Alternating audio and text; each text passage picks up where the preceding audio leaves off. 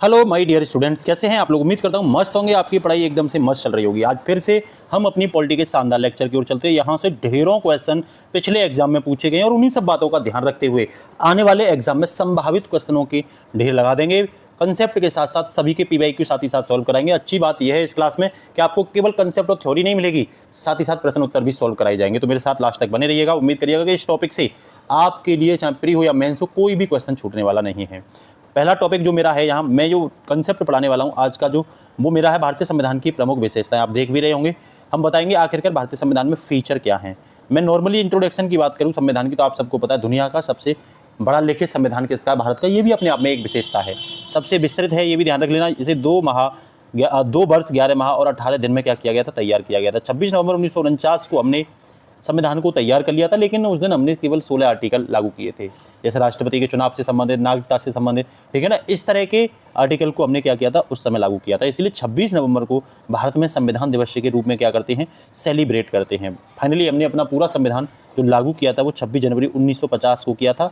और ध्यान रखना 24 जनवरी को हमारे यहाँ मनोनीत राष्ट्रपति बने थे, इसीलिए 24 जनवरी को लोकतांत्रिक गणराज्य नहीं था भारत। 26 जनवरी को जैसे ही संविधान लागू हुआ, राष्ट्रपति चुनकर बने और भारत लोकतांत्रिक गणराज्य बन गया। इसीलिए भारत में 26 जनवरी को क्या किया जाता है, गणतंत्र दिवस मनाया जाता है, ठीक है। और ध्यान रखना 26 जनवरी 1950 को जिस दिन संविधान लागू हुआ था उसमें 395 आर्टिकल थे, 22 भाग थे और 8 अनुसूची थी। तो उसको ही हम मूल संविधान कहते हैं। हालांकि हमने ये भी प्रावधान जोड़ दिया था कि संविधान जो है आने वाले समय में समय परिस्थिति जब चेंज होंगी तो संविधान में भी बदलने की आवश्यकता पड़ेगी, जिसके लिए हमने आर्टिकल 368 में संविधान संशोधन प्रक्रिया को रखा था, जिसके आधार पर आज लगभग 106 संविधान संशोधन भारत के संविधान में हो भी चुके हैं। अगर मैं भारतीय संविधान की मुख्य विशेषताओं में बात करूं तो इसमें लोकतांत्रिक गणराज्य देखने को मिलता है, धर्मनिरपेक्षता जिसे हम पंथनिरपेक्षता भी कहते हैं, समाजवादी और संप्रभुता भी भारत में देखने को मिलती है। और इसकी प्रस्तावना ही हम भारत के लोग से क्या होती है, शुरू होती है। मतलब भारत का जो संविधान है वो पूरी तरीके से वहाँ की जनता में निहित है। और पूछे आपसे भारत के संविधान की संप्रभुता किसमें निहित है, तो सीधा आपका जवाब होना चाहिए वहाँ के लोगों में निहित है। दूसरी सबसे बड़ी अगर मैं बात करूँ आपसे, तो लिखित संविधान भारतीय संविधान की सबसे इंपॉर्टेंट विशेषता है।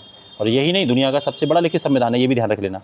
और इसमें सभी व्यवस्थाओं को एकदम से स्पष्ट रूप से लिखा गया है। कहीं भी कोई भी कन्फ्यूजन वाली बात पूरे भारतीय संविधान में संविधान निर्माताओं ने बिल्कुल नहीं रखी। संविधान सभा में बैठने वाले लोग सभी योग्य एवं ऐसे व्यक्ति थे जो विद्वान और काबिलियत में गिने जाते थे, ठीक है ना। चाहे वो डॉक्टर बी आर अम्बेडकर हों, चाहे वो श्यामा प्रसाद मुखर्जी हों, चाहे वो के एम मुंशी हों, ठीक है ना, जयप्रकाश जे वी कृपलानी हों, हरिश्चंद्र मुखर्जी हों, सभी लोग एक से एक बढ़कर थे, ठीक है।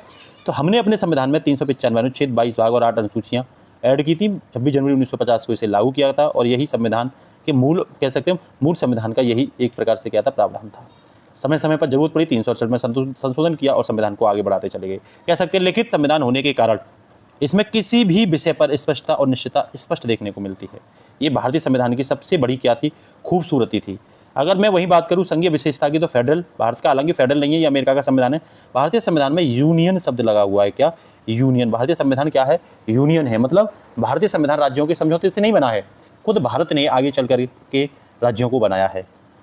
जब राज्य पुनर्गठन आयोग 1956 आया था तो उसके तहत सबसे पहले 20 राज्य बनाए गए थे, जिनमें 14 राज्य थे और 6 जो थे वो केंद्र शासित प्रदेश थे। तो इसीलिए हम साफ तौर पर ये कह सकते हैं कि भारतीय जो संविधान है या भारत जो है वो यूनियन है, ना कि अमेरिका की तरह फेडरल। अमेरिका में राज्यों ने मिलकर के संविधान अमेरिका को बनाया है, इसीलिए उसे यूनाइटेड स्टेट ऑफ अमेरिका कहते हैं, फेडरल कहते हैं। यहाँ संघीय विशेषता का सीधा सीधा मतलब ये है कि भारतीय संविधान में संघीय प्रणाली को लिया गया है, जिसमें शक्तियों का बंटवारा दर्शाया गया है। मतलब केंद्र और राज्यों के बीच स्पष्ट रूप से शक्तियों को बांट दिया गया है कि संघ को किन शक्तियों पर, किन विषयों पर काम करना है और राज्य को किन विषयों पर। या देख सकते हो आप यहाँ विकेंद्रीकरण की भावना भी देखने को मिलेगी, ठीक है ना। या सहकारी संघवाद भी झलकता हुआ दिखाई देगा, ठीक है ना। या कोई भी काम होगा तो राज्यों को पूछ करके किया जाएगा। लेकिन यहाँ 7वीं अनुसूची में ध्यान रखना, हमने 3 सूची बनाई है, संघ सूची, राज्य सूची और समवर्ती सूची। तो उसमें स्पष्ट रूप से हमने क्लियर किया है, ये ध्यान रख लेना आप, कि भाई राज्य को किस पे काम करना है, संघ को किस पे काम करना है, और साथ ही साथ दोनों मिलकर के कुछ विषय ऐसे हैं जिनमें दोनों को ही मिलकर के काम करना होता है, उसे समवर्ती सूची कहते हैं। क्या कहते हैं? उसे समवर्ती सूची कहते हैं, ठीक है ना। भारत में 2 स्तर की सरकारें होती हैं, केंद्र सरकार और दूसरी कौन सी, राज्य सरकार होती है, ठीक है। संविधान में स्वतंत्र न्यायपालिका का प्रावधान हम लोगों ने कर रखा है। संघीय ढांचे की रक्षा करती है कौन? स्वतंत्र न्यायपालिका। अगर कहीं संघ और राज्यों के बीच किसी विवाद की वजह बनती है तो वहाँ सॉल्यूशन न्यायपालिका के द्वारा ढूंढ लिया जाता है, ठीक है ना। राज्य अपने अपने क्षेत्रों में विधायिका, कार्यपालिका और न्यायपालिका की शक्तियाँ क्या करते हैं, प्राप्त करते हैं। तो ये बड़ी खूबसूरती है भारतीय संविधान में। ठीक है ना। तो संघीय व्यवस्था का मतलब केंद्र और राज्यों के बीच अपनी अपनी स्वतंत्र रूप से कार्य करने की शक्तियों का बंटवारा जो संवैधानिक तौर पर किया गया है। ठीक है, इसके साथ ही अगर मैं नेक्स्ट टॉपिक की बात करूं तो संविधान की सर्वोच्चता, सुप्रीमेसी ऑफ कॉन्स्टिट्यूशन, मतलब संविधान को सर्वोच्च माना जाता है। संविधान का जो दस्तावेज है, कानूनी दस्तावेज है, वो सबसे ऊपर है। सभी विधि, कार्यपालिका, न्यायपालिका को संविधान के प्रावधान के अनुसार ही क्या करना पड़ता है, काम करना पड़ता है। किसी भी साधारण कानून संविधान के प्रावधान में अगर विरोध होता है तो संवैधानिक प्रावधान को प्राथमिकता दी जाती है, वरीयता दी जाती है। साधारण कानून को संविधान के मुकाबले वरीयता नहीं दी जाती। ठीक है ना। बहुत ही सुंदर डिस्कशन आपके सामने कर रहा हूँ, मेरे साथ बने रहिएगा, एक एक कंसेप्ट आपका क्लियर कर दूंगा। देखो, एक और बहुत सुंदर बात है हमारे संविधान में, और वो संविधान की सर्वोच्चता को दर्शाता है। मान लो सरकार ने कोई कानून बनाया तो न्यायपालिका उस पर सुनवाई कर सकती है, समीक्षा कर सकती है, उसका पुनरावलोकन कर सकती है। ये प्रावधान, कानून को जांचने का जो प्रावधान है, फैसले को जांचने का जो प्रावधान है, वो अनुच्छेद 13(2) में दिया गया है। तो अनुच्छेद 13 अपने आप में संविधान की सर्वोच्चता को दर्शाता है, क्योंकि यहाँ न्यायपालिका जो है संविधान के आधार पर ही बताती है कि सरकार के द्वारा बनाया गया कानून संविधान के अनुकूल है या नहीं है। अगर नहीं होता है तो उस कानून को 13(2) के तहत शून्य घोषित कर दिया जाता है। ठीक है, इसी को न्यायिक पुनरावलोकन भी कहते हैं, जुडिशियल रिव्यू कहते हैं। ठीक है, इसी के साथ अगर मैं बात करूं तो आपको पता है विस्तृत संविधान है, विश्व का सबसे बड़ा संविधान है। ये इतने सारे आर्टिकल, भाग और अनुसूचियां इसमें दे रखी हैं। हालांकि वर्तमान में अगर आप बात करोगे तो लगभग 450 प्लस आर्टिकल हैं, 25 भाग हैं और 12 अनुसूचियां हैं जो संविधान संशोधन के द्वारा ऐड की गई हैं। ठीक है, काफ़ी विस्तार पूर्वक कवर किया गया है चीज़ों को। यहाँ पे केंद्र और राज्यों के संबंध, मौलिक अधिकार, नीति निर्देशक तत्व, न्यायपालिका, चुनाव आयोग, अन्य सेवाएं भी बड़े स्तर पर लाई गई हैं। क्योंकि आपको पता है भारत में विविधता ज़्यादा है तो संविधान का विस्तृत बनना स्वाभाविक है। ठीक है ना। यहाँ आदिवासी प्रावधान मान के चलिए आप, यहाँ आप धर्म के आधार पर प्रावधान मान के चलिए। ठीक है ना, बहुत ज़्यादा विविधता देखने को मिलती है, इसीलिए भारतीय संविधान काफ़ी विस्तृत बना हुआ है। लेकिन सुंदर है, कभी भी कोई दिक्कत भारतीय संविधान पर नहीं आई जैसे अन्य देशों में देखने को मिलती है। ठीक है, तो आप लोग सुंदर तरीके से क्वेश्चन डील कर सकते हो। तो क्वेश्चन पहला करिए। देखो, हम लेक्चर कराने क्वेश्चन ना हो तो मजा नहीं आता है। ठीक है ना, हमें क्या पता चलती है किस लेवल पर क्वेश्चन उठ के आते हैं। ठीक है, तो क्वेश्चन क्या है, भारतीय संविधान में कौन सी विशेषता ब्रिटेन से ग्रहण की? आप ध्यान रखना, हमने संसदीय शासन प्रणाली को ब्रिटेन से ग्रहण किया है। ये आप कमेंट में लिखोगे, हर बच्चा, ये जो मैं बता रहा हूँ इसको हर बच्चा क्या करेगा, हर बच्चा लिखेगा। ये ध्यान रख लेना, कोई भी बच्चा ऐसा ना हो जो नहीं लिखेगा। जो मैं क्वेश्चन आंसर आपको करवा रहा हूँ, ये क्वेश्चन आंसर आपको कहाँ पे लिखने है भाई, अपने अपने कमेंट में लिखने। सभी का मैं नाम पढ़ूंगा, कौन कमेंट में लिख रहा है या नहीं लिख रहा। ठीक है, अगला क्वेश्चन है, भारतीय संविधान को विश्व का सबसे विस्तृत लिखित संविधान किसके कारण कहा जाता है? तो इनमें अनेक विषयों को विस्तृत तरीके से लिखा गया है। सी इसका आंसर हो जाएगा, कमेंट में लिखना। भारतीय संविधान की कौन सी विशेषता अमेरिका से ली गई है? तो मौलिक अधिकार, ध्यान रखना, अमेरिका से लिए गए हैं। भारतीय संविधान में नीति निर्देशक तत्व किस देश से लिए गए? तो ये आयरलैंड से लिए गए हैं। कहाँ से लिए गए? आयरलैंड से लिए गए हैं। ठीक है, नेक्स्ट अगर मैं बात करूँ आपसे तो नेक्स्ट है भैया, भारतीय संविधान में संघीय व्यवस्था की विशेषता किस देश से ली गई? संघीय व्यवस्था, तो संघीय व्यवस्था आप लोग कमेंट में बताना किस देश से ली गई। हो सकता है ये आंसर गलत हो, लेकिन आप खुद सर्च करके बताओगे। ठीक है ना, आपसे नेक्स्ट कह रहा है, नीति निर्देशक तत्वों को किस देश से लिया गया? आयरलैंड से लिया गया है। स्वतंत्र न्यायपालिका पुनरावलोकन कहाँ से ली गई? अमेरिका से ली गई है, कमेंट में लिखना है। मौलिक कर्तव्य 42वें संविधान संशोधन 1976 द्वारा सरदार स्वर्ण सिंह समिति, इस समिति का भी नाम याद रखना, क्योंकि हमने कंसेप्ट के साथ साथ फैक्ट को भी प्राथमिकता दी है। बिना फैक्ट के वनडे एग्जाम निकलते नहीं है, इसीलिए फैक्ट भी हम साथ ही साथ कवर करने का प्रयास करें। तो आप लोग सीधा सीधा बताओगे कि भाई 42वें संविधान संशोधन 1976 द्वारा इसे ऐड किया गया था। ठीक है, आने वाले लोअर पीसीएस पीसीएस के एग्जाम भी यहीं से टू द पॉइंट, आप केवल ये कर लेना जो मैं पढ़ा रहा हूँ, कोई भी क्वेश्चन आपसे नहीं छूटेगा। ठीक है ना, नेक्स्ट अगर मैं बात करूँ आपसे तो आ जाइए मेरे साथ, बने रहिएगा सभी बच्चे। ठीक है ना, कहीं भी कोई भी लापरवाही नहीं होनी चाहिए किसी भी बच्चे की। संसदीय व्यवस्था की बात करूँ तो अभी हमने बताया था ब्रिटेन से लिया गया। ये संसदीय व्यवस्था कहाँ से? ये ब्रिटेन मॉडल पर आधारित है हमारी। ठीक है ना, और आपको पता है अनुच्छेद 74 में राष्ट्रपति को मंत्रिपरिषद की सहायता और सलाहकार करने के लिए प्रावधान दिए गए हैं। 75 के तहत प्रधानमंत्री की नियुक्ति राष्ट्रपति द्वारा की जाती है और अन्य मंत्रियों की नियुक्ति राष्ट्रपति की सलाह पर की जाती है। मंत्रिपरिषद सामूहिक रूप से लोकसभा के प्रति उत्तरदायी होती है। बहुत इंपॉर्टेंट पॉइंट है, कितने न जाने कितने एग्जाम में ये क्वेश्चन पूछा गया है कि भाई साहब मंत्रिपरिषद सामूहिक रूप से किसके प्रति उत्तरदायी होती है? तो ये लोकसभा के प्रति उत्तरदायी होती है। दिमाग में डाल लो आप लोग। ठीक है, अरे यदि लोकसभा में मंत्री बहुमत खो देते हैं तो उनको त्यागपत्र देना होता है। कार्यपालिका, विधायिका, वास्तविक शासन का नियंत्रण मंत्रिपरिषद के ही पास से होता है। ये भी ध्यान रख लेना आप लोग। ठीक है, तो ये पॉइंट एक एक इंपोर्टेंट है, आप सबको क्या रखना है, याद रखना है। कुछ एक ये बात कहाँ पे है कि भाई लोकसभा के प्रति उत्तरदायी होती है, तो ये 75(3) में है, आर्टिकल 75(3) में आप याद रखना। कह रहा है इसमें कार्यपालिका, विधायिका के प्रति क्या होती है? उत्तरदायी होती है। जो कार्यपालिका कुछ भी करेगी, कार्यपालिका मतलब सभी मंत्री, सरकार अगर कुछ भी करेंगे तो ये विधायिका के प्रति क्या होंगे? उत्तरदायी होंगे। ये ध्यान रख लेना। कह रहा है यदि लोकसभा में अविश्वास प्रस्ताव पारित हो जाता है तो मंत्रिपरिषद को क्या देना पड़ता है? इस्तीफा देना पड़ता है, त्याग पत्र देना ही पड़ेगा। कहता है प्रधानमंत्री राष्ट्रपति द्वारा नियुक्त किया जाता है, परंतु लोकसभा में बहुमत वाले दल के नेता को ही 75 फर्स्ट के तहत प्रधानमंत्री बना दिया जाता है, जिसके पास बहुमत होता है लोकसभा में। राज्यसभा में नहीं, ध्यान रख लेना, भले राज्यसभा का सदस्य भी प्रधानमंत्री बन सकता है, जैसे मनमोहन सिंह बने थे, लेकिन बहुमत देखा जाएगा कहाँ पे भाई? तो लोकसभा में देखा जाएगा। ठीक है, वहीं संसदीय शासन प्रणाली की बात करूँ तो ये सब मैंने आपको पढ़ाई दिया है, इसमें आपको कहीं भी कोई दिक्कत नहीं आएगी। एक और खूबसूरती हम देखते हैं संविधान की विशेषता में मौलिक अधिकार, जो बहुत इंपॉर्टेंट है ना, फंडामेंटल राइट कहते हैं। सबसे इंपॉर्टेंट बात तो ये है कि ये संविधान के भाग 3 में रखे गए हैं और संविधान के अनुच्छेद 12 से लेकर 35 में मौलिक अधिकार के ही बारे में एक एक बात बताई गई है। और ये दिए किसके हुए हैं? ये भारतीय नागरिकों को दिए गए हैं। ऐसा नहीं केवल भारतीय नागरिकों को, विदेश कुछ मूल अधिकार विदेशी नागरिकों के लिए भी भारत से मिलते हैं, ठीक है, लेकिन ये भारत के नागरिकों की गरिमा, स्वतंत्रता, ठीक है, और समानता को ध्यान में रखते हुए बनाए गए, उसकी रक्षा करने के लिए बनाए गए हैं। सरकार इसमें तानाशाह ना हो जाए, सरकार इसमें निरंकुश ना हो जाए, इस बात का ध्यान रखते हुए हमारे संविधान निर्माताओं ने मौलिक अधिकारों को क्या किया था? तैयार किया था। ध्यान रखना, अगर मौलिक अधिकारों का उल्लंघन होता है तो निश्चित रूप से कोर्ट में जाया जा सकता है। अनुच्छेद 32 के तहत आप लोग सुप्रीम कोर्ट में 5 प्रकार की रिट दायर कर सकते हो और हाई कोर्ट में आर्टिकल 226 के तहत उन्हीं 5 प्रकार की रिट को दायर कर सकते हो, जिनमें एक बंदी प्रत्यक्षीकरण, दूसरी परमादेश, प्रतिषेध, उत्प्रेषण और अधिकार परीक्षा। ये 5 रिट हैं जो आप हाई कोर्ट या सुप्रीम कोर्ट में, अगर हाई कोर्ट के तहत जा रहे हो तो 226, सुप्रीम कोर्ट के तहत 32 आर्टिकल के तहत नागरिक जा सकते हैं, अगर कहीं भी उन्हें ऐसा लगता है कि किसी भी स्तर पर उनके मौलिक अधिकार का, मूल अधिकार का उल्लंघन किया गया है, उनको तोड़ा गया है, चाहे किसी व्यक्ति के द्वारा, चाहे सरकार के द्वारा, चाहे किसी विदेशी के द्वारा, तो वो निश्चित रूप से कोर्ट में गुहार लगा सकता है, ठीक है। तो कह सकते हो ये जस्टेबल है, मतलब न्यायालय द्वारा प्रवर्तनीय है, न्यायालय में रिट के माध्यम से दायर किए जाते हैं। कह रहा मौलिक अधिकार व्यक्तिगत अधिकार हैं, ना कि सामुदायिक अधिकार, वर्ग के अधिकार हैं। कह रहा है राज्य की शक्तियों पर सीमा लगाना, नागरिकों की स्वतंत्रता की रक्षा रखना, मौलिक अधिकार लोकतंत्र की आत्मा और मूल भावनाएं हैं। हालांकि डॉक्टर बी आर अम्बेडकर ने आर्टिकल 32 को संविधान की आत्मा और हृदय कहा था। ये पॉइंट भी आपसे कई बार पूछा गया, इसीलिए आप लोग क्या कर सकते हो? तैयार कर सकते हो, ठीक है ना। ये सब चीज़ें मैंने एक एक आपको बता दी। हालांकि नागरिकों को जो अधिकार दिए गए हैं उसमें स्वतंत्रता शामिल है, समानता शामिल है, शोषण के विरुद्ध अधिकार शामिल है, धार्मिक स्वतंत्रता शामिल है, सांस्कृतिक संरक्षण और स्वतंत्रता भी उसमें शामिल है। आप कह सकते हो 6 प्रकार के मूल अधिकार, पहले 7 थे, अब 6 प्रकार के मूल अधिकार दिए गए हैं, ठीक है ना।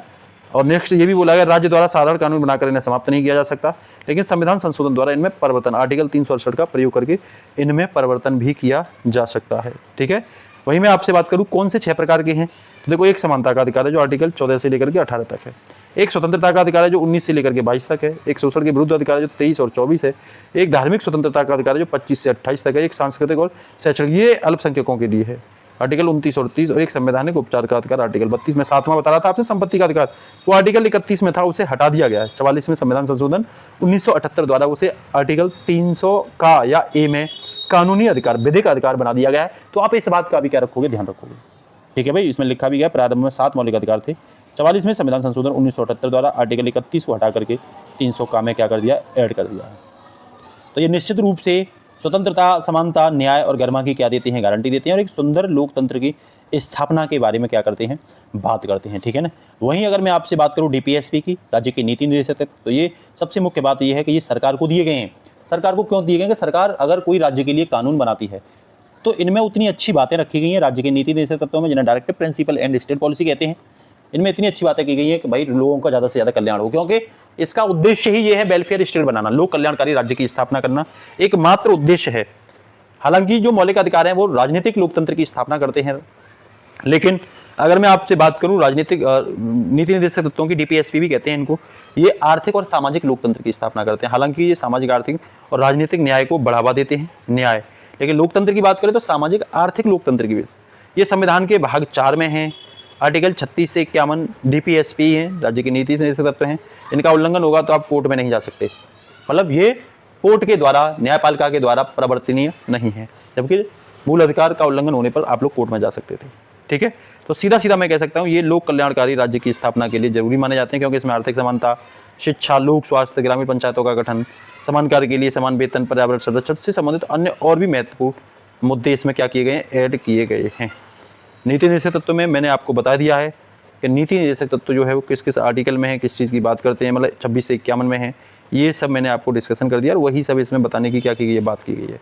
सरकार को नैतिक रूप से इनको मान करके लोक कल्याणकारी राज्य की ओर काम करना चाहिए, ठीक है। अगर मैं आपसे बात करूँ, देखो कुछ एक में दे रखे हैं कौन कौन से आर्टिकल में नीति निर्देशक तत्व कौन से हैं, ठीक है ना। वो आगे एक पेज आएगा तो उसमें मैं आपको क्लियर कर दूंगा। यहाँ हो सकता है वो पेज ना दिखाई दे, ठीक है ना, लेकिन आगे हैं। देखो ये दे रहा है, ये पेज ये दे रखा है 36 से 51 में। देखो 44 में क्या है? समान नागरिक सहायता। 40 में क्या है? पंचायतें, पंचायतों का गठन कर दीजिए। गांधीवादी विचारधारा, जो 3 तरह के आपको नीति निर्देशक तत्व मिलेंगे। एक तो समाजवादी विचारधारा, एक आपको मिलेंगे जो गांधीवादी विचारधारा के मिलेंगे, और एक आपको इंटेलेक्चुअल मिलेंगे जो विदेशी उससे इंटेलेक्चुअल वैज्ञानिक दृष्टिकोण से क्या थे, प्रभावित थे। ठीक है ना। वहीं सामान्य न्याय अनुच्छेद वेतन 39A में है, पोषण लोक स्वास्थ्य 43 में, पर्यावरण रक्षा और सुधार 48A में है, अंतर्राष्ट्रीय शांति और सुरक्षा को बढ़ावा देना मतलब विदेश नीति एक प्रकार से 51 में है। 50वीं आर्टिकल कार्यपालिका को न्यायपालिका से अलग रखने की बात की गई, ये पूछा गया है। नागरिकों की आजीविका के लिए रोजगार के लिए 39 आज धरना प्रदर्शन हो रहा है रोजगार के लिए जंतर मंतर पर, तो आर्टिकल 39 हमें अधिकार देता है भाई कि सरकार का ये सरकार को निश्चित रूप से हमें रोजगार देना चाहिए, ये हमारा अधिकार है लोगों का। ठीक है ना। पशुओं और नस्लों का संरक्षण करना 48 में है, बालकों की शिक्षा इसमें 45 में है, समान कार्य के लिए समान वेतन 39D में है। तो ये क्या है सब, ये हमारे मौलिक अधिकार हैं। ठीक है, सॉरी ये DPSP है। वही मैं बात करूँ आपसे DPSP और मौलिक अधिकारों के बीच क्या सामंजस्य देखने को मिलता है। ठीक है, तो उसको भी आप अच्छे से पढ़ सकते हो। मैंने क्लियर किया है कि भाग 3 में मूल अधिकार हैं, जबकि भाग 4 में DPSP है। 12 से 35 आर्टिकल मूल अधिकारों के लिए, 36 से 51 आर्टिकल नीति निर्देशक तत्वों के लिए, कल्याणकारी राज्य की स्थापना के लिए बनाए गए हैं। ठीक है, जो मौलिक अधिकार है ये राजनीतिक लोकतंत्र की स्थापना करता है, जबकि DPSP सामाजिक और आर्थिक लोकतंत्र की स्थापना करते हैं। मौलिक अधिकार में समानता, स्वतंत्रता और सामाजिक न्याय के बीच संतुलन बनाया गया है। ठीक है, 25वां संविधान संशोधन 1971 के बाद न्यायिक निर्णयों में दोनों प्रकार के बीच संतुलन करने की क्या की थी, कोशिश की थी। इसी में एक केस था मिनर्वा मिल केस बनाम भारत संघ 1980 का ध्यान रखना है। इसमें साफ बोला गया है कि मूल अधिकार और DPSP ये दोनों संविधान के दो पहिए हैं, दोनों में आपस में संतुलन बनाने की क्या की गई, बात की गई है। ठीक है ना, कह रहा है कि ये दोनों आपस में दोनों का जो संतुलन है ना वो दो पहिए की तरह काम करता है।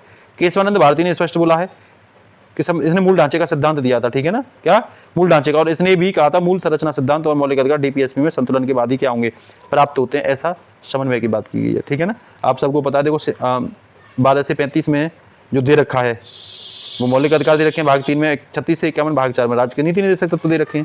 आर्टिकल 37 DPSP द्वारा परिवर्तनीय, DPSP न्यायालय द्वारा परिवर्तनीय नहीं है परंतु शासन के लिए बहुत जरूरी है। 38 में सामाजिक आर्थिक राजनीतिक न्याय की बात की गई है। 39 में समान अवसर संसाधनों का न्यायपूर्ण बंटवारे की बात की गई है। तो ये पॉइंट भी आप लोगों को क्या रखने हैं, याद रखने हैं। कुछ क्वेश्चन इंपोर्टेंट है, डिस्कशन कर लेते हैं। मेरा भारतीय संविधान किस प्रकार का संविधान है, सबको पता, लिखित संविधान है। कमेंट में जरूर लिखना सभी बच्चे, एक एक क्वेश्चन का आंसर मैं सभी बच्चों का कमेंट में देखूँ। भारतीय संविधान विस्तृत होने का कारण मैंने आपको बता ही दिया। संविधान की सर्वोच्चता का क्या अर्थ है भाई, सर्वोच्चता का अर्थ सीधा सीधा है संविधान देश का सर्वोच्च कानून है। सब कुछ संविधान के अनुसार ही चलेगा, संविधान से ऊपर कुछ भी नहीं होगा। चाहे कोई भी कार्यकारी निकाय बॉडी हो, सरकार हो, न्यायपालिका हो, कोई भी कानून बनाना हो, सब कुछ संविधान के आधार पर ही चलेगा। कह रहा भारतीय संविधान की सर्वोच्चता सुनिश्चित करने वाला प्रमुख आधार कौन सा है, तो आर्टिकल 13, जिसमें न्यायपालिका ये सुनिश्चित करती है कि कानून जनता के पक्ष में है अथवा नहीं है। ठीक है, तो ये बात भी आपको क्या रखनी पड़ेगी, तैयार रखनी पड़ेगी। इसके साथ ही अगर मैं आगे आपसे क्वेश्चन करूँ तो भारतीय संविधान की संघीय व्यवस्था प्रमुखता क्या विशेषता है संघीय में, तो शक्तियों का विभाजन, केंद्र और राज्यों के बीच शक्ति को बांट दिया, जहाँ तक कि राज्यों में भी स्थानीय शासन को त्रिस्तरीय की शक्तियाँ दी गई हैं। भारतीय संविधान में संघ और राज्यों के बीच शक्तियों का विभाजन किस अनुसूची में है, तो अनुसूची 7 में संघ सूची, राज्य सूची और समवर्ती सूची दी गई है। सबसे ज़्यादा विषय दिए गए हैं संघ को, उसके बाद दिए गए हैं राज्य को, फिर समवर्ती सूची में। याद रखना आप लोगों को, इंपॉर्टेंट है। तीनों समवर्ती सूची यहाँ में तीनों सूची यहाँ दे रखी है, ये पॉइंट भी आपके लिए इंपॉर्टेंट है, इन्हें भी क्या रखा करिए, आप लोग तैयार किया करिए। ठीक है, इसके साथ ही कह रहा भारतीय संविधान की एकात्मक विशेषता कौन सी है, एकात्मक विशेषता, एक और झुकाव, तो एक ही संविधान है, ये एकात्मक विशेषता है, ध्यान रख लेना। ठीक है, अगला कह रहा आपातकाल की स्थिति में केंद्र की शक्ति किस प्रकार बढ़ जाती है, तो सीधा सीधा कह देना राज्य सूची के विषय पर केंद्र को क्या मिल जाता है, अधिकार मिल जाता है कानून बनाने का, तो केंद्र की पावर ज़्यादा बढ़ जाती है इस समय। भारतीय संविधान में संसदीय प्रणाली की मुख्य विशेषता क्या है, तो ध्यान रखना प्रधानमंत्री वास्तविक कार्यपालिका का क्या होता है, प्रमुख होता है, और ये संसदीय प्रणाली व्यवस्था हमने ब्रिटेन से ली है। कह रहा संसदीय शासन प्रणाली में मंत्रिपरिषद किसके प्रति उत्तरदायी होती है, तो सीधा सीधा आप लोग कह देना कि भाई सामूहिक रूप से लोकसभा के प्रति क्या होती है, उत्तरदायी होती है। ये सब कमेंट में लिखोगे, बार बार तैयार करने पर आपको अच्छे से क्या हो जाएंगे, ये तैयार हो जाएंगे। वहीं अगली बात कर रहा हूँ मैं भाग 4 के बाद भाग 4 का की, तो ये भी संविधान की सबसे प्रमुख विशेषता है, मौलिक कर्तव्य। इन्हें संविधान के भाग 4A के 51A आर्टिकल में रखा गया है। 42वें संविधान संशोधन 1976 द्वारा स्वर्ण सिंह समिति की सिफारिश पर इनको ऐड किया गया था। सर्वप्रथम 10 संविधान मौलिक कर्तव्य थे। वर्तमान में 86वें संविधान संशोधन द्वारा 11वां मौलिक कर्तव्य क्या कर दिया, ऐड कर दिया। 86वां संविधान संशोधन 2002 में कितनी कर दिए, 11 कर दिए। इसमें क्या है, 6 से 14 वर्ष के बच्चों को शिक्षा प्रदान करने का अधिकार दिया गया है। मौलिक कर्तव्य मौलिक के नागरिक होने को दर्शाते हैं कि अगर जो देश है, देश का नागरिक है, तो उसके कर्तव्य क्या होंगे। तो पूछे कि मौलिक कर्तव्य क्यों आए थे, तो सीधे सीधे बता देना, राज्य के प्रति, देश के प्रति, राष्ट्र के प्रति नागरिकों के क्या कर्तव्य हैं। क्या अनुशासन है, क्या भावना है राष्ट्र की, उसकी कर्तव्य निष्ठा क्या है और राष्ट्रभक्ति क्या है, ये सभी भावनाएं विकसित होती हैं देश के प्रति, देश के लिए मौलिक कर्तव्यों के माध्यम से नागरिकों में। कह रहे संविधान के आदर्शों के लक्ष्य की प्राप्ति करते हैं, एकीकृत विकास में सहयोग करते हैं। तो वर्तमान में कितने हैं? 11। तो किस संविधान संशोधन द्वारा? 42 में। किस समिति द्वारा? सरदार स्वर्ण सिंह समिति के द्वारा। ठीक है, किस भाग में? भाग 4A, किस आर्टिकल में? 51A। इतना याद कर लेना, यही विशेषता में आपके लिए क्या रहेगा? सफिशिएंट रहेगा। इसके साथ ही नेक्स्ट क्वेश्चन, भारत में मौलिक अधिकार किस भाग में है? तो भाग 3 में है, आप सबको पता है, कमेंट में लिखना। मौलिक अधिकारों की रक्षा के लिए सर्वोच्च न्यायालय में जाने वाली अधिकार किस अनुच्छेद में? तो आर्टिकल 32 में, अगर सुप्रीम कोर्ट में जा रहे हो। यही आप अगर हाई कोर्ट में जाते हो तो 226, आर्टिकल 226 याद रखना आप लोग, ठीक है, भूल नहीं करनी है। कई बार ये नहीं पूछ कर ये पूछ लेता है। क्या राज्य के नीति निर्देशक तत्वों का उद्देश्य क्या है? तो लोक कल्याणकारी राज्य की स्थापना करना। सी इसका आंसर हो जाएगा। राज्य की नीति निर्देशक संविधान के किस भाग में? तो संविधान के भाग 4 में है। DPSP भी कहते हैं इनको, directive principle and state policy. तो ये पॉइंट भी आप क्या रख लेना, ये याद रख लेना, ठीक है ना। इसके साथ ही अगर मैं बात करूँ कि भाई भारत के संविधान का संघात्मक होने के साथ साथ एकात्मक की ओर झुकाव भी है, क्वासी फेडरल सिस्टम भी है। तो इसका मतलब ये सीधा सीधा कह सकते हैं भारत का संविधान फेडरल होते हुए भी, संघीय होते हुए भी, मतलब केंद्र और राज्यों के बीच बंटवारा होते हुए भी शक्तियों का, फिर भी कुछ एक जगह एकात्मक विशेषता भी दिखाई देती है। कह रहा है इस प्रकार की व्यवस्था को अर्ध संघात्मक संविधान कहा जाता है, अर्ध संघात्मक राज्य कहा जाता है, क्वासी फेडरल राज्य कहा जाता है। कह रहा है इसमें मुख्य विशेषता यह है कि आपातकाल के समय सारी शक्तियां केंद्र के पास एक तरफ झुकाव हो जाता है। संघ सूची, समवर्ती सूची पर केंद्र को कानून बनाने का अधिकार होता है, साथ साथ राज्य सूची के विषयों पर भी इस समय केंद्र क्या कर सकता है? कानून बना सकता है। तो झुकाव एक और हो गया। कह रहा सर्वोच्च न्यायालय को केंद्र और राज्यों के बीच राज्यों के वापसी विवादों का निपटान करने का अधिकार होता है। ये भी एकात्मक झुकाव है केवल न्यायपालिका के पास। कह रहा भारतीय संसद किसी भी राज्य की सीमा में परिवर्तन कर सकती है, नया राज्य केंद्र शासित बना सकते हैं। देखो ये भी एकात्मक झुकाव है संसद की ओर। चुनाव आयोग, संघ लोक सेवा आयोग, नियंत्रण पालिका परिषद जैसे महत्वपूर्ण संस्थान केंद्र के अधीन होते हैं। कह सकते हैं मुख्यतः संस्थान केंद्र के अधीन होते हैं, इसीलिए भारतीय संविधान में झुकाव एकात्मकता की ओर भी दिखाई देता है। एकात्मकता मतलब केंद्र की ओर स्पष्ट रूप से दिखाई दे रहा है, ठीक है। वहीं अगर मैं संशोधन विधियों की आपसे बात करूं तो सीधा सीधा बोलना, भारतीय संविधान एक लिखित संविधान है, कठोर संविधान है, जिसमें संशोधन की विशेष प्रक्रिया निर्धारित की गई। हालांकि भारतीय संविधान कठोर और सॉफ्ट दोनों ही तरह का है। कुछ प्रावधान साधारण बहुमत से चेंज हो जाते हैं और कुछ प्रावधानों के लिए विशेष बहुमत की भी आवश्यकता होती है और राज्यों का अनुसमर्थन भी किया जाता है।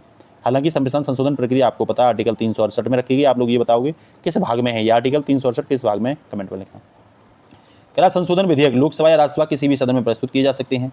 उपस्थित और मतदान करने वाले सदस्यों का 2/3 बहुमत की आवश्यकता होती है। कह रहा कुछ प्रावधानों के संशोधन के लिए कम से कम आधे राज्यों का भी अनुसमर्थन, जैसे GST में आधे से अधिक राज्यों का अनुसमर्थन मांगा गया था और ये सब आर्टिकल 368 के क्लॉज 2 के तहत किया गया। कह रहा संशोधन के बाद विधेयक पर राष्ट्रपति स्वीकृति देता है। अब तक लगभग 105 से 106 संविधान संशोधन हो चुके हैं अप्रैल 2024 तक। कह रहा है प्रथम संविधान संशोधन 1991 में हुआ था और 105वां संविधान संशोधन वर्ष 2021 में हुआ था। हालांकि 106 भी हो चुका है, जिनमें नारी शक्ति बंधन विधेयक था। आपको पता है महिलाओं को लोकसभा और विधानसभाओं में 33% सीटों पर आरक्षण देने की क्या की गई थी? बात की गई थी, ठीक है। तो कह सकते हो संशोधन की यह कठोर प्रक्रिया संविधान की स्थिरता और गंभीरता को बनाए रखती है। ये भी ध्यान रखना, विशेष बहुमत की आवश्यकता होती है अगर आपको आर्टिकल 368 का प्रयोग करना होता है तो, ठीक है। वही अंतर्राष्ट्रीय संबंधों में नीति संचालन की अगर मैं बात करूं तो आर्टिकल 51 में है। ध्यान रखना ये DPSP का पार्ट है भाग 4 में, और हमारे अंतर्राष्ट्रीय संबंध हमेशा आर्टिकल 51 के तहत किए जाते हैं। इसमें बोला गया है सभी अंतर्राष्ट्रीय संधि और समझौते राष्ट्रपति के नाम पर होंगे, ठीक है ना, जिसमें न्याय, स्वतंत्रता और गरिमा को बढ़ावा देने की ओर बहुत बड़ा दिशा निर्देश है।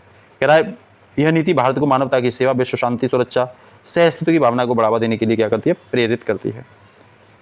आप सबको पता है कि नीति निर्देशक तत्व निम्न सिद्धांतों पर बल देते हैं, जैसे अंतर्राष्ट्रीय शांति और सुरक्षा आर्टिकल 51 में ही है, अंतर्राष्ट्रीय विवादों का शांतिपूर्ण समाधान, अंतर्राष्ट्रीय कानून संधियों का सम्मान करना, न्याय और स्वतंत्रता को बढ़ावा देना, उपनिवेशवाद और अन्यायपूर्ण प्रथाओं के विरुद्ध कार्य करना, विश्व में आर्थिक और सामाजिक प्रगति का अनुसमर्थन करना, मानव अधिकारों की रक्षा करना, नस्लवाद और भेदभाव का विरोध करना, सभी राष्ट्रों के बीच मित्रता और सहयोग को बढ़ावा देना, विश्व जन कल्याण और नैतिक मूल्यों को बढ़ावा देना। ये सब आर्टिकल 51 में है, आप लोग तैयार कर लेना, बहुत ही इंपॉर्टेंट है।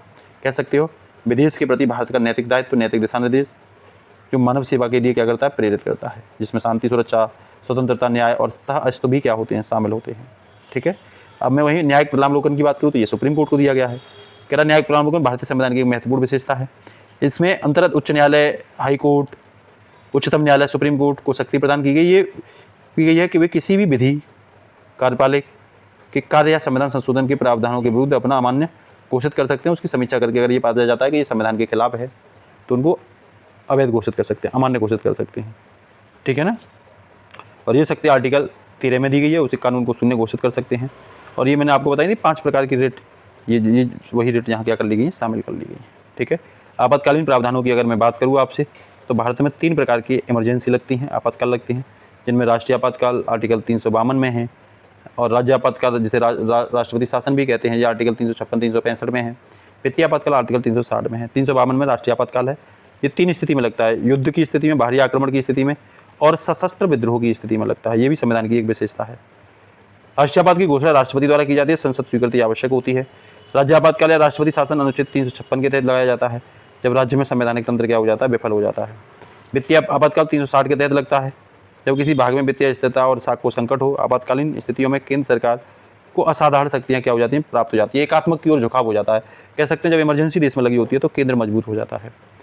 राज्य आपातकाल के समय केंद्र राज्य की कार्यपालिका के दायित्व को अपने हाथ में ले लेता है और राज्य की विधानमंडल शक्तियों को संसद में मिल जाती है। वित्तीय आपातकाल में केंद्र सरकार राज्यों को प्रेरित वित्तीय मामलों में निर्देशित दे सकती है, वेतन भत्ते और अन्य भागों में भी कटौती करने के लिए बोल सकती है।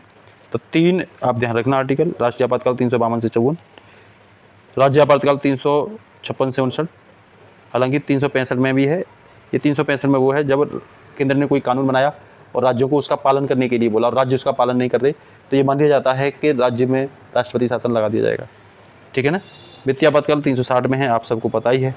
वहीं मैं आपसे अगर बात करूं तो संघात्मक शासन प्रणाली का मतलब क्या है, ये मैंने आपको बता दिया, केंद्रों के बीच शक्ति का बंटवारा करना। ठीक है ना। तो इसमें ये शक्तियों का विभाजन करना, ये मैं दोबारा डिस्कशन कर रहा हूँ, कुछ मोस्ट इंपोर्टेंट और पॉइंट आ गए हैं इसीलिए। ठीक है ना। तो यहाँ क्या है, संविधान की एकल नागरिकता, एक समान न्यायपालिका, अखिल भारतीय सेवाएं, आपातकाल, वित्तीय एकता, इसे भी संघात्मक होते हुए भी एकात्मक प्रवृत्ति वाला बनाती है। तो ये सब है ना, देखो संघात्मक तो है शक्तियों का बंटवारा, लेकिन जब एकल नागरिकता की बात आती है, न्यायपालिका की बात आती है, अखिल भारतीय सेवाओं की बात आती है यूपीएससी वाली, या आपातकाल की बात आती है, या वित्तीय एकता की बात आती है, तो फिर शक्ति केंद्र की ओर ज़्यादा दिखाई देती है। तो संघात्मक व्यवस्था के साथ साथ भारत में एकात्मक की ओर झुकाव भी देखने को कहीं कहीं देखने को मिलता है। ठीक है ना। तो ये पॉइंट भी आप याद रखना। निम्नलिखित अनुच्छेद हैं जो संघात्मक भावना प्रणाली में एकात्मक प्रवृत्ति को दर्शाते हैं, जैसे राष्ट्रीय आपातकाल, जैसे राज्य में राष्ट्रपति शासन, वित्तीय आपातकाल, अवशिष्ट शक्तियां केंद्र के पास हैं, राज्यपाल की नियुक्ति भी केंद्र द्वारा होती है। तो ये सब एकात्मक व्यवस्था है संघीय व्यवस्था के साथ साथ। अखिल भारतीय सेवाएं, एकल नागरिकता, उच्च न्यायालय, और वहीं संसद को राज्य सूची के विषय पर कानून बनाना हो 249 आर्टिकल के तहत, 312 आर्टिकल के तहत। ठीक है। और संशोधन की एकीकृत व्यवस्था, ये सब एकात्मक प्रवृत्ति वाली व्यवस्थाएं हैं। अगर आपसे पूछे भारतीय संविधान में संघात्मक व्यवस्था के साथ साथ एकात्मक के तत्व भी दिखाई देते हैं, तो आप इन सब पॉइंट को याद रखोगे। ठीक है ना। बहुत ही अच्छे से डिस्कशन में आपको मैं समझाने का प्रयास कर रहा हूँ। वहीं मैं स्वतंत्र न्यायपालिका की बात करूँ, आपको पता ही है 124 से 147। ठीक है। सुप्रीम कोर्ट की बात करता है, और 214 से 231 हाई कोर्ट की बात करता है। सुप्रीम कोर्ट केंद्र का है, राज्य का है। सर्वप्रथम इसे कलकत्ता में बनाया गया था, लेकिन उसके बाद इसे दिल्ली लाया गया। कहाँ लाया गया? दिल्ली लाया गया। ठीक है। वर्तमान में सुप्रीम कोर्ट कहाँ है? दिल्ली है। ठीक है। और ये बोला गया स्वतंत्र, निष्पक्ष और निर्भीक न्यायपालिका की स्थापना हमारी न्यायपालिका करती है, जिसमें संविधान महत्वपूर्ण भूमिका निभाता है। कह विधायिका तथा कार्यपालिका से पृथक रखा गया। आर्टिकल 50 में ये बोला गया है, जिससे न्यायाधीश क्या करेंगे? निष्पक्ष निर्णय लेंगे। हालांकि वर्तमान में आप सबको पता है, कांग्रेस जनता पार्टी जो आंदोलन कर रही है वो इसी बात को लेकर के तो कर रही है कि न्यायपालिका खुद क्या हो गई है? बिकाऊ हो गई है। न्यायपालिका सरकार के इशारे पर काम कर रही है इस समय। सूर्यकांत, आपने चीफ जस्टिस ऑफ इंडिया को देखा होगा, तो वो जज कम दिखाई देते हैं। ठीक है ना। और सरकार के नौकर ज़्यादा दिखाई देते हैं। ठीक है ना। जहाँ भारत में आज समस्या है, वो विदेशों में क्या कर रहे हैं? बैडमिंटन का खेल खेल रहे हैं। तो ये सब कहीं ना कहीं भ्रष्टाचार को जन्म लेते हुए दिखाई देते हैं, भारत के संविधान को और उसकी आत्मा को खोखली करते हुए दिखाई देते हैं। ठीक है ना। संविधान की आत्महत्या करते हुए दिखाई देते हैं, अगर ऐसी कुछ भाषाएं प्रशासन के द्वारा और न्यायपालिका के द्वारा सरकार के हित में की जाती हैं। ठीक है।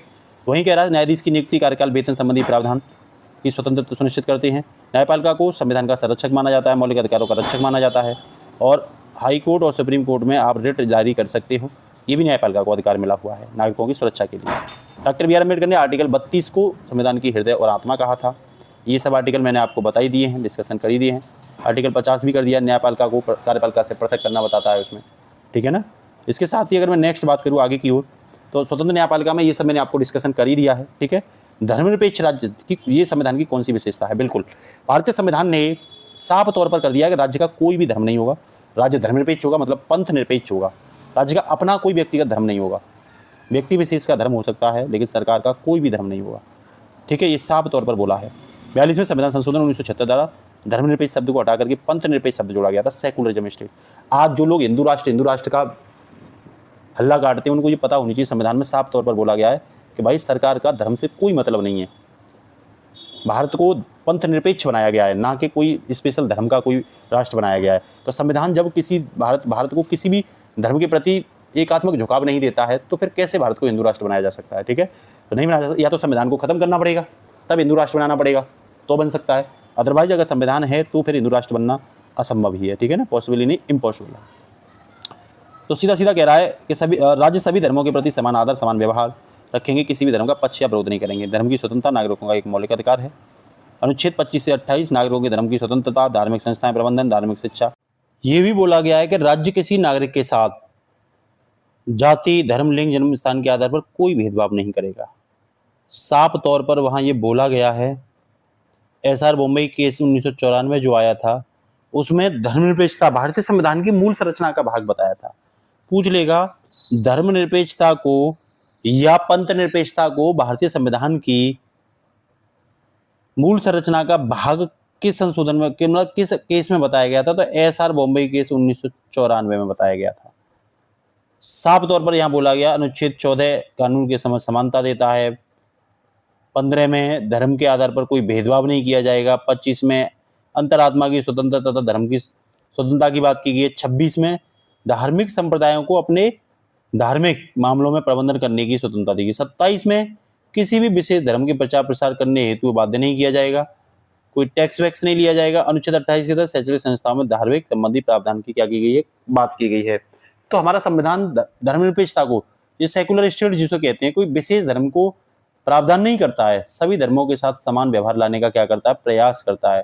तो धार्मिक खूबसूरती भी भारत के संविधान में दिखाई देती है। साथ ही साथ ये सभी पॉइंट को मैंने डिस्कशन कर ही दिया है आप लोगों को। एसआर बॉम्बे केस बहुत इंपॉर्टेंट है, ये भी ध्यान रख लेना कि 60 संविधान संशोधन के तहत लेके आए थे। धर्मनिरपेक्षता को पंथ निरपेक्ष जो किया है, किस संशोधन में किया है। यहाँ से फैक्चुअल क्वेश्चन आपके कई एग्जाम में डायरेक्ट हिट मारते हैं, तो आप लोग विश्वास करके चलिए, जो मैं पढ़ा रहा हूँ बहुत ही इंपॉर्टेंट है। अगला विशेषता है समाजवादी राज्य। समाजवादी राज्य क्या होता है? कह रहा है जहां सामाजिक, आर्थिक और राजनीतिक न्याय की बात की जाती है और सामाजिक, आर्थिक न्याय के राजनीतिक न्याय के आधार पर राज्य की स्थापना की जाती है, समाज को लक्षित किया जाता है, तो राज्य समाजवादी राज्य होता है। ये तत्व 42वें संविधान संशोधन 1976 द्वारा भारतीय संविधान में जोड़ा गया था। सीधा सीधा बोला गया है कि जो संपत्ति और संसाधन है उनका उचित और न्यायपूर्ण समान वितरण होना चाहिए, शोषण का अंत होना चाहिए, समान अवसर को सबको मिलने चाहिए। ठीक है ना। और ये भी बोला गया समाजवाद की अवधारणा में कि केंद्र में कल्याणकारी राज्य की स्थापना होनी चाहिए। संचालक और निदेशक तत्व समाजवाद की भावना को लागू करने के लिए राज्य मार्गदर्शन प्रदान करते हैं, ध्यान रखना। पूछ ले कब जोड़ा गया ये, तो 42वें संविधान संशोधन में लक्ष्य क्या था? सामाजिक, आर्थिक, राजनीतिक न्याय की स्थापना करना। प्रकृति क्या थी? कल्याणकारी राज्य की स्थापना करना। उद्देश्य क्या था?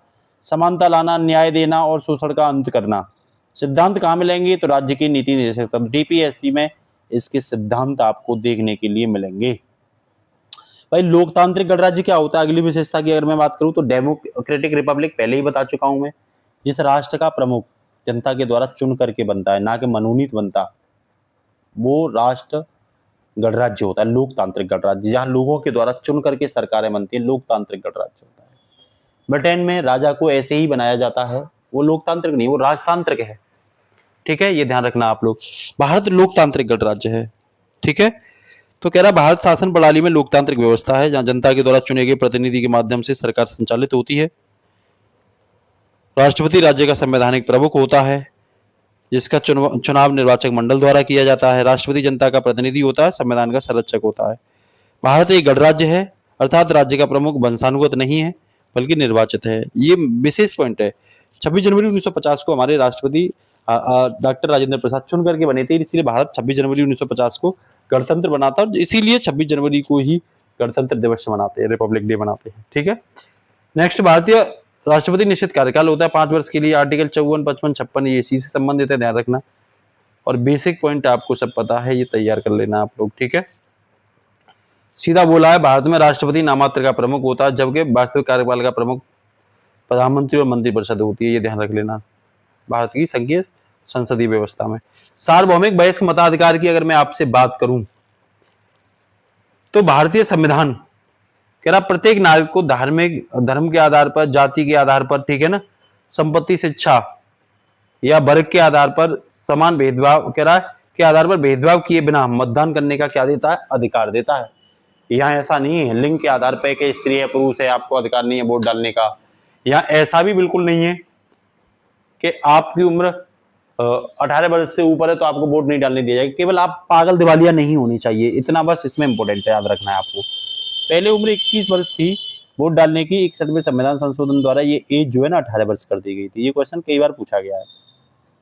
ठीक है, कह रहा है ये जो प्रावधान है ना वोट डालने का वयस, ये लोकतांत्रिक स्वरूप को मौलिक विशेषता देता है, राजनीतिक समानता को सुनिश्चित करता है, एक मजबूत लोकतंत्र की स्थापना करता है। आर्टिकल 326 में ये प्रावधान है। हालांकि आर्टिकल 325 में मतदाता सूची में नामांकित कराने का अधिकार है। आर्टिकल 324 में चुनाव आयोग की बात है, जो वर्तमान में भारत में भ्रष्ट चुनाव आयोग के नाम से जाना जाता है। क्या नहीं, एक प्रकार से नरेंद्र मोदी की बेटे हैं ये, तो ये जो भी नरेंद्र मोदी कहते हैं उसी प्रकार पर ईवीएम में गड़बड़ी करा करके जगह जगह चुनाव बड़े आसानी से करवा। मेरा खुद का चुनाव इन्होंने बेईमानी से जीत लिया था चेयरमैन का, तो मुझे तो वहां से पता चली है ना कि ये चुनाव आयोग किस तरीके से साठ गांठ के साथ क्या कर रहे हैं। हालांकि भारत में चुनाव आयोग एक स्वतंत्र बॉडी है, न्यायपालिका स्वतंत्र बॉडी है, लेकिन कहीं भी दूर दूर तक ये दिखाई नहीं देते। ठीक है, नेक्स्ट अगर मैं बात करूं आपसे तो कह रहा है भारत में संविधान लागू होते ही 1950 में सार्वभौमिक वयस्क मताधिकार तभी था। मूल संविधान में ही वयस्क मताधिकार का प्रावधान दे रखा था। यही मैं बात करूं अन्य देशों में भी वयस्क मताधिकार का प्रावधान कब आया, 1920 में अमेरिका में आया, फ्रांस में 1944 में, स्विट्जरलैंड में 1971 में। और वही मैंने जो बताई थी 21 वर्ष से 18 वर्ष आयु के संशोधन द्वारा की गई थी, तो 61 में संविधान संशोधन द्वारा की गई थी। वही मैं आपको एकल नागरिकता की बात कहूं तो ध्यान रखना आप लोग, केंद्र और राज्य दोनों की एक ही नागरिकता है। 5 से 11 तक नागरिकता प्रावधान है, भाग 2 में है, और ये ब्रिटेन से लिया है हमने। हालांकि अमेरिका, स्विट्जरलैंड और ऑस्ट्रेलिया में द्वैही नागरिकता है, कनाडा में द्वैही नागरिकता है, ये ध्यान रख लेना। ठीक है ना, फ्रांस में द्वैही नागरिकता है, लेकिन भारत में एकल नागरिकता है। भारत में व्यक्ति कहीं किसी भी राज्य में व्यापार कर सकता है, कोई रोक टोक नहीं है। ये अनुच्छेद नागरिकता संबंधी है। अनुच्छेद 5 में पूछे तो नागरिकता का प्रारंभ की बात की गई है जन्म स्थान के आधार पर। 6 में पाकिस्तान से आए व्यक्तियों के लिए नागरिकता है। 7 में भारत आए प्रवासियों की नागरिकता है। 8 में भारत के बाहर रहने वाले भारतीय मूल के व्यक्तियों की नागरिकता है। 9 में विदेशी नागरिकों को नागरिकता से संबंधित कानून बनाने का संसद का अधिकार है। 10 में नागरिकता से संबंधित निरंतरता है, और 11 में संसद को नागरिकता के अधीन रहते हुए कानून बनाने का संपूर्ण अधिकार है। ठीक है, ये ध्यान रख लेना आप लोग, 5 से 11 में है। भारत में दोहरी नागरिकता नहीं है। बार बार मैं आपको ये बताने का क्या कर रहा हूँ, प्रयास कर रहा हूँ, और आपको ये पॉइंट याद भी रखने हैं। ठीक है, इसी के साथ अगर मैं आगे बात करूं मूल संरचना की या सिद्धांत की, तो मूल संरचना भी भारत की एक बेसिक स्ट्रक्चर है, जो हम कहते हैं doctrine of law, doctrine basic structure doctrine जो कहते हैं, ये भारतीय संविधान की प्रमुख विशेषता है। केशवानंद भारती बनाम केरल राज्य 1973 के केस में मूल ढांचे का सिद्धांत आया था, जिसमें साफ तौर पर कहा गया था कि संसद केवल उसी हद तक संशोधन कर सकती है जिससे मूल ढांचा प्रभावित ना हो। मूल ढांचा क्या होगा ये तय करेगा सुप्रीम कोर्ट।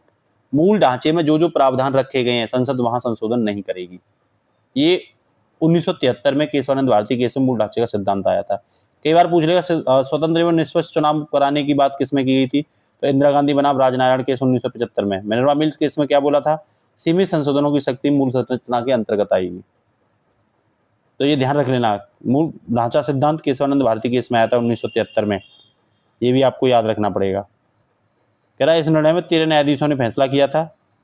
सबसे बड़ी अब तक की पीठ थी, 6-7 से फैसला हुआ था। अनुच्छेद 368 बोला गया, अनुच्छेद 368 संसद को संविधान संशोधन की शक्ति तो देता है परंतु असीमित नहीं देता, लिमिटेशन। संविधान की मूल संरचना में क्या क्या है, जैसे सर्वोच्चता दे रखी है, लोकतंत्र, गणराज्य, धर्मनिरपेक्षता, संघीय व्यवस्था, न्यायिक समीक्षा, स्वतंत्र न्यायपालिका, ये सब उसमें शामिल है। यहाँ संसद इंटरफेयर नहीं कर सकती है, ये आपको ध्यान रखना पड़ेगा। तो मूल सिद्धांत संवैधानिक सीमा की बात करता है, संसद को असीमित अधिकार देने की बात नहीं करता, ये ध्यान रख लेना आप लोग। आपातकाल मैंने पढ़ाई दिया है, हालांकि आप लोग लिखना कमेंट में कौन से भाग में आपातकाल है। आर्टिकल 352 से 60 आपातकाल की बात करते हैं। राष्ट्रपति, राज्य, वित्तीय आपातकाल 3 है, ये तीनों मैंने दे रखे हैं। आप लोग कमेंट में बताना किस किस आर्टिकल में आपातकाल की बात की गई है। बोला गया राष्ट्रीय आपातकाल की घोषणा 1 माह के भीतर और उसके प्रत्येक 6 माह के अंतराल पर संसद द्वारा अनुमोदित किया जाना आवश्यक होता है। वहीं राष्ट्रपति शासन लगा होता है तो संसद द्वारा घोषणा 2 माह के भीतर अनुमोदित किया जाना अनिवार्य होता है घोषणा के द्वारा। राष्ट्रपति आपातकाल की बात करूं तो कह रहा मौलिक अधिकारों पर प्रतिबंध लगाया जाता है, विशेषतः राष्ट्रपति आपातकाल में, राष्ट्रीय आपातकाल में अनुच्छेद 19 जो है उसकी जो स्वतंत्रता है उनको कमजोर करने का प्रयास किया जाता है। ठीक है, यह राष्ट्र की एकता, अखंडता और सुरक्षा को सुनिश्चित करने का पूरा प्रयास किया जाता है। मूल कर्तव्य मैंने आपको बताई दिए, ध्यान रखना ये सब मूल कर्तव्य हैं। भाग 4 का में है, ठीक है, भाग 4 का में है, ये ध्यान रखना। आर्टिकल 51A में 42वें संविधान संशोधन 1976 द्वारा सदा स्वर्ण सिंह समिति की सिफारिश पर आए थे। पहले 10 जोड़े थे, बाद में 86वें संविधान संशोधन द्वारा 11वां भी जोड़ दिया। 6 से 14 वर्ष के बच्चों को शिक्षा का अवसर दिया जाना। ये सब जो है ना, ये मूल कर्तव्य नहीं है, ये जो सब दे रखे हैं, ठीक है ना, ये मूल कर्तव्य हैं। जैसे संविधान का पालन करना, ठीक है भाई, जैसे राष्ट्र और राष्ट्रगान की सम्मान करना, स्वतंत्र संग्राम के आदर्शों का पालन करना, देश की एकता और अखंडता की रक्षा करना, देश की रक्षा करना, आहन करने पर सेवा करना, 6 से 14 वर्ष के बच्चों को शिक्षा का अवसर देना, संस्कृत विरासत की संरक्षण करना, प्राकृतिक पर्यावरण की रक्षा करना, वैज्ञानिक दृष्टि, मानवतावाद, विकास उत्पन्न करना, सार्वजनिक संपत्ति की रक्षा करना, व्यक्तिगत और सामूहिक गतिविधियों की उत्कृष्टता प्राप्त करना। ये सब किसमें है भाई? ये सब जो है वो मूल कर्तव्य हैं। 11 मूल कर्तव्य हैं। 11 मूल कर्तव्य को न्यायालय द्वारा प्रवर्तनीय नहीं है, न्यायालय द्वारा लागू नहीं कराया जा सकता। आप मानते हो तो ठीक है, नहीं तो नहीं। ये देश के नागरिक का क्या है? उत्तरदायित्व है। यही मैं अब कुछ इंपोर्टेंट क्वेश्चन डिस्कशन कराने वाला हूँ आपको, तो मेरे साथ ईमानदारी से बने रहिएगा। ये जो अब तक आपने पढ़ा है वो सब क्वेश्चन आपको यहाँ मिल जाएंगे, ठीक है ना। तो बिल्कुल भी आप निश्चिंत होकर के क्वेश्चन करिए, एग्जाम में आई हुई क्वेश्चन है, सबके आंसर कमेंट में दोगे। अरे भारतीय संविधान में मूल कर्तव्य को किस संविधान संशोधन द्वारा जोड़ा गया था? 42वां, कमेंट में लिखना। पंथनिरपेक्ष शब्द कौन से संशोधन द्वारा आया? 42वें संविधान संशोधन द्वारा। मूल कर्तव्य कौन से भाग में? भाग 4A में। धार्मिक स्वतंत्रता किसमें है? तो 25 से 28, इसमें धार्मिक स्वतंत्रता की बात की गई है, ये मैंने पढ़ाया अच्छे से आपको। भारतीय संविधान में स्वतंत्र न्यायपालिका की व्यवस्था तो संविधान एवं नागरिक अधिकारों की रक्षा करने के लिए है। पंथनिरपेक्ष वाला मैंने कराई दिया। आर्टिकल 32 के तहत रिट कहाँ डाली जाती है? सर्वोच्च न्यायालय में। 226 के तहत हाई कोर्ट में। ये 25 से 28 है धर्म वाला, ये आपको पढ़ाई दिया है पहले ही मैंने। समाजवादी की बात करूँ तो आप सबको पता है 42वें संविधान संशोधन में ये जोड़ा गया था। भारतीय संविधान के अनुसार भारत क्या है? एक लोकतांत्रिक गणराज्य है। यहाँ वंशानुगत वाली कोई बात नहीं है, यहाँ चुनाव होकर के संस्थाएं बनती हैं। समाजवादी राज्य का मुख्य उद्देश्य क्या? आर्थिक, सामाजिक और न्याय स्थापित करना। लोकतांत्रिक गणराज्य की विशेषता जनता द्वारा प्रतिनिधियों का चुनाव करना, ये लोकतांत्रिक विशेषता है, ठीक है। वहीं आपसे पूछे भारत में सार्वभौमिक वैसे मताधिकार की न्यूनतम आयु क्या? 18 वर्ष। हालांकि ये 61वें संविधान संशोधन से पहले 21 वर्ष थी। एक नागरिकता कहाँ से ली? हमने ब्रिटेन से ली है। 21 से 18 वर्ष आयु जो वोट की रखी थी वो 61वें संविधान संशोधन द्वारा रखी गई थी। कह रहा भारतीय संविधान में नागरिक संबंधी प्रावधान कहाँ है? तो 5 से 11 भाग 2 में, आर्टिकल 5 से 11 में है, ये ध्यान रख लेना, ठीक है। तो आज का लेक्चर आपको कैसा लगा जरूर कमेंट में बताना। हमने पूरी कोशिश की कि 0 से लेकर के यूपीपीसीएस तक के कोई भी एग्जाम यहाँ से नहीं छूटेंगे। हर क्वेश्चन को यहाँ तैयार करने का प्रयास किया गया। कोशिश यही की गई कि एकदम कंसेप्ट के साथ आपके दिमाग में डाला जाए। तो आप निश्चित रहिएगा जब आप एग्जाम में बैठोगे तो पॉलिटी का कोई भी क्वेश्चन आपसे नहीं छूटेगा। लास्ट तक हमारे पूरे कोर्स को आप कर लेना। आप ध्यान रखना, आपको पेड कोर्स से भी अच्छा यहाँ देखने को मिलेगा। नए हैं चैनल को जरूर सब्सक्राइब कर लेना, अपने फ्रेंडों को शेयर कर देना, और साथ ही साथ अगर आप चाहते हो कि कोचिंग के प्रति आपका लगाव है तो निश्चित रूप से आप स्टेटस पर भी लगा देना। नमस्कार, जय हिंद, ऑल द बेस्ट बच्चों।